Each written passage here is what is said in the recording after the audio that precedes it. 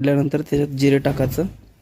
जिरे टाकल्यानंतर त्याच्यानंतर आता आपण कांदे टाकू आणि कांदे टाकल्यानंतर त्याच्यात थोडं फिरवू परतू. कांदा लाल व्हासाठी आपण त्याला थोडं 2 मिनिटासाठी झाकून घेऊ.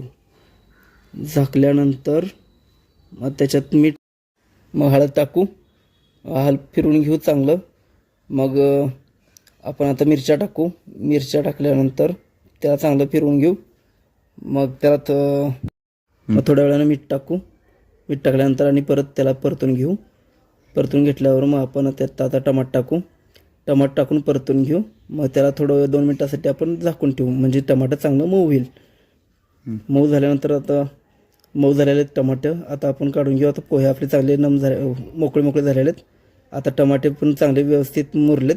आता झाकण काढून आपण त्यातमध्ये पोहे टाकू आणि परतून घेऊ. मला आवडलं असेल तर लाईक, शेअर